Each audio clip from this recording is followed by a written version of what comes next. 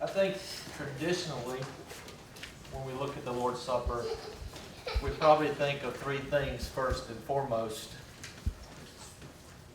But I'm not sure that those are the most important things that we need to think of first. These three things would probably be reading Scripture, breaking the bread, and taking of the cup. But I hope as we leave this morning, you'll get a deeper and more richer meaning of the Lord's Supper. And to do that, I would like to talk a moment about the original Passover and the initiation of the Lord's Supper by Jesus Christ. Arthur W. Blackwood suggests that the Lord's Supper is an act with 10 different meanings. The first is a memorial of Christ's redeeming grace. He says, "Do this in remembrance of me." And I believe one reason he said that, and this is me talking, not Mr. Blackwood, but it is like the Passover. It is a remembrance, a time to grow again in our spiritual and religious beliefs. Two, it is a symbol of Christ's death for us, the sinner. He says, "This is my body, which is broken for you." Third, it is our mightiest means of grace.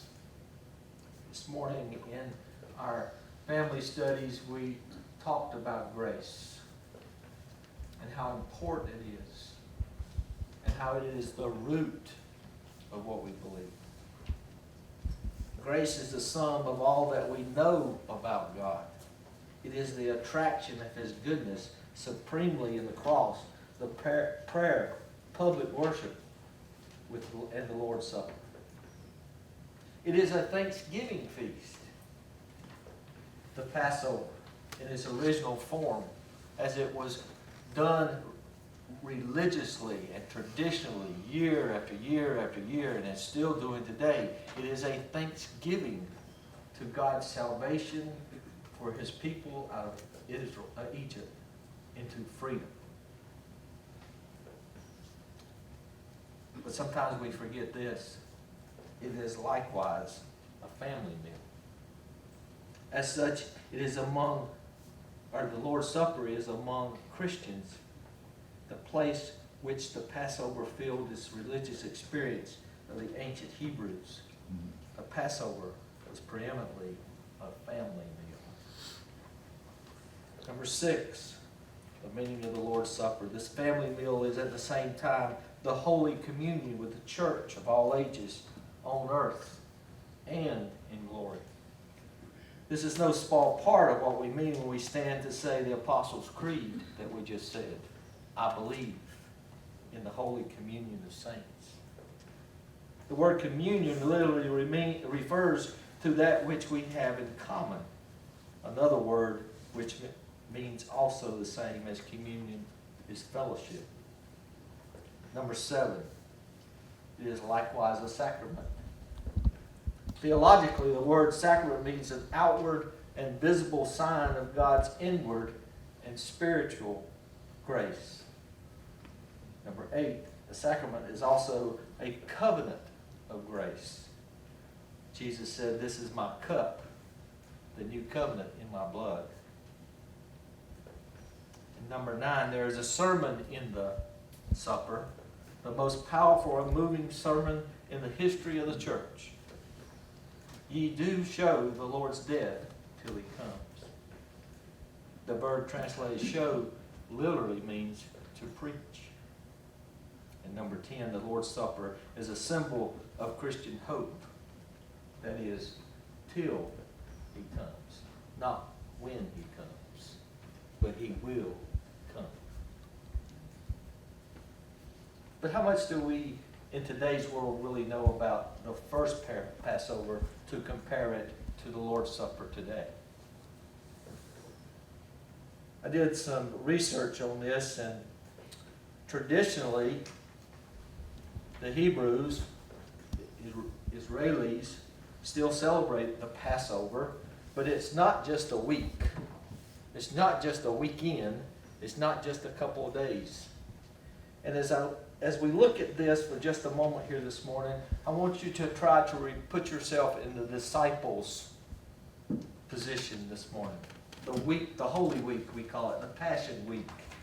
Because as we talk about the Lord's Supper, I'm afraid that most of the time that's all we think about. But the meaning is much richer and much more important to us as Christians. Because in the disciples' day, Passover begins 6 weeks before the actual day. That's a long time for us, 6 weeks to prepare for something. You know, I have a hard time preparing for a sermon in 2 days. Carl takes a week, but I just can't get my head wrapped around it for a couple of days. But 6 weeks, and this is the way it works for the Passover. There's a number of special Sabbaths. And the disciples knew there were a number of special Sabbaths. Christ knew there were a number of special Sabbaths leading to this Passover. This Passover where Christ was going to give himself. During these special Sabbaths, there are special biblical readings. And I'm sure in Jesus' day with his disciples, he emphasized and taught these special biblical readings. The readings and special days relate to the purification rites, the Sabbat Parah. The month of Nisan is in which the Passover falls, the Sabbat HaKodesh, or a time to request instruction on the observance of the upcoming festival, Sabbat HaKabbah. But as I was researching this, and I started thinking about the instruments of the Lord's Supper, I found one unique fact. On the weekend of the Passover, whether the Passover falls on Wednesday or Thursday or whatever day, the weekend before the Passover, in the Jewish Sabbath, there is no Kaddish. You say, what's the Kaddish? The Kaddish was on Friday night of the week of the Sabbath, the weekend of the Sabbath, or the Friday night before the Sabbath on Saturday. And this was a special blessing or prayer that Jews do that sanctifies the Sabbath and the drinking of the wine on the Sabbath. But during the Passovers, there is no Kaddish. And as we look at the instruments of the Lord's Supper, and we think about how Christ took the bread and he broke it and he blessed it, and the scripture says in the same manner, he took the cup. Jewish tradition was no blessing for the wine or the cup. But during the Lord's Supper, Christ changed that tradition. He blessed the cup. And on the Sabbath that falls during Passover, there's a special reading. They call it the Shir-Har Shahim. And it is the Songs of Songs. Can you think of a better song of songs than the New Covenant? The time when God communes with us and we commune with him and we sing his praises and we honor his name. So Jesus institutes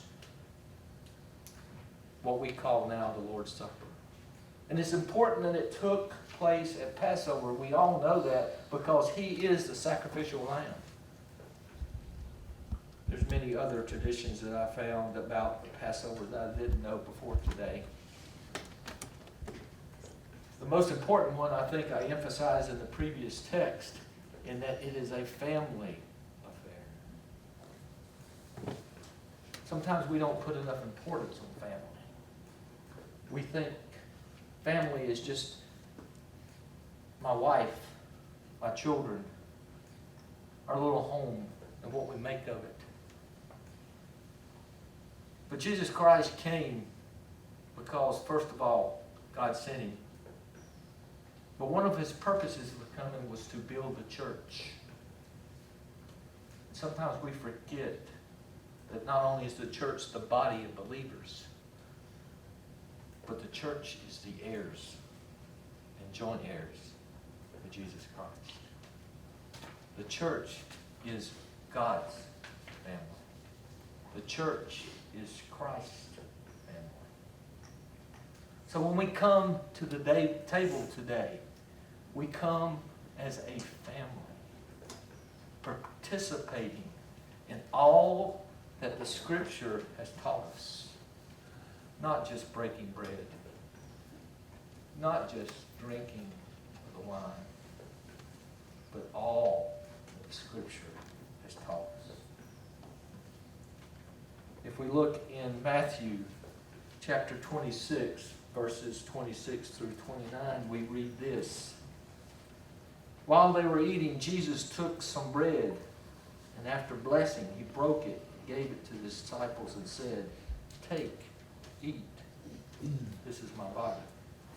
And when he had taken a cup and given thanks, he gave it to them, saying, "Drink from it, all of you. For this is my blood of the covenant, which is poured out for many for forgiveness of sins. But I say to you, I will not drink of the fruit of this fruit of the vine from now until the day when I drink it new with you in my Father's kingdom." In verse 26, he does three things. He takes the bread. And if you remember from his teachings, he said, "I am the bread of life." This is not the first time he referred to bread as being his body. But then he makes a special emphasis. He blesses it because God had blessed him. And then he takes it and he breaks it. Because just in a few hours, his body will be broken for us. Verse 27, once again, he did likewise. He took the cup and he sanctified the cup by blessing it. Every disciple in that room knew what that sanctification was for. But then when he added, "This is my blood," not just the wine, not just something you drink to wash down your food, not something you just do because it's part of the meal, but this is what I'm giving to you because it's all of me. And then he goes on to say his blood is forgiveness. Sometimes we think about the word forgiveness and we just say, well, they're not holding me accountable for that anymore. But to the disciple, to us as Christians, forgiveness is freedom. Freedom not to be bound to the law anymore. Freedom to worship God's glory. In verse 29, he makes the statement, "I will not do this again till I'm with you in my Father's kingdom." My scripture helps me remember that Christ taught that the church is the bride. And to me, this last statement means I will not do this again till we feast together at the wedding feast. All will be accomplished. We will be with Christ in glory. I call your attention to the last 2 points of the 10 items of the Lord's Supper once again. There's a sermon in the supper. Let's not forget that today. The most powerful and moving sermon in the history of the church. Ye do show the Lord's death till he comes. It's not something we say. It's not something that we dream up. It's something that we show. And the 10th item was the Lord's Supper is a symbol of the Christian hope. Not using the word hope as maybe it'll happen or if it happens, but the word hope as when it happens.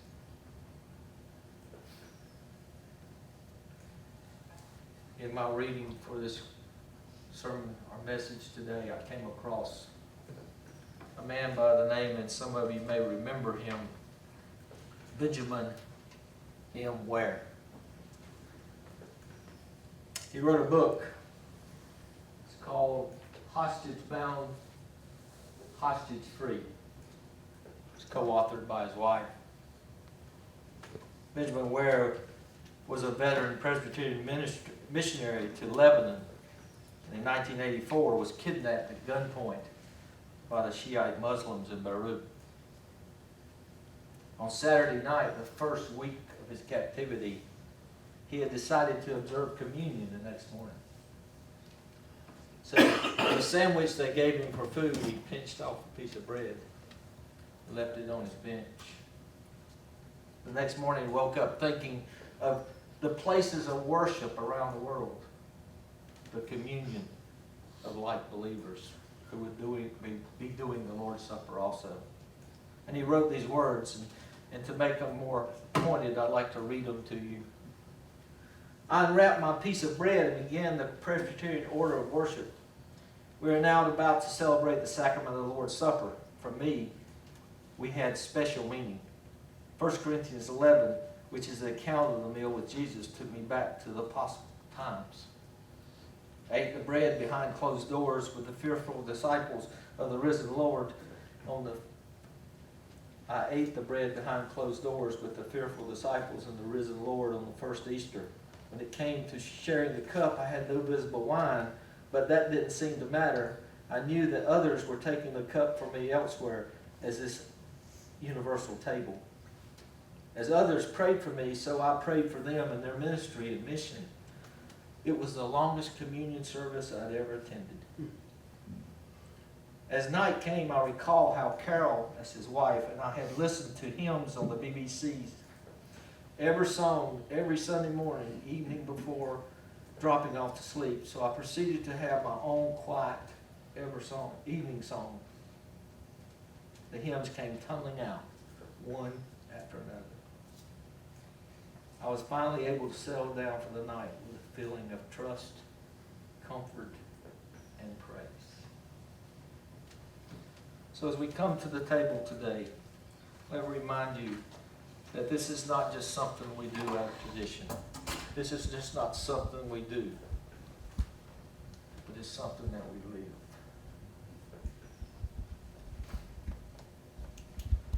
In 1 Corinthians 11, 27 through 29, and Psalms 139 through 23, we're commanded how we should partake of this meal. If you'll look in your bulletin and respond with me, please. Wherefore, whoever eats the bread or drinks the cup of the Lord is in an unworthy manner will be guilty concerning the body and the blood of the Lord. Let a person examine himself then, and so eat of the bread and drink of the cup. For anyone who eats and drinks without discerning the body eats and drinks judgment on himself. Search me, O God, and know my heart. Try me and know my thoughts, and see if there is any grievous way in me, and lead me in the way of everlasting.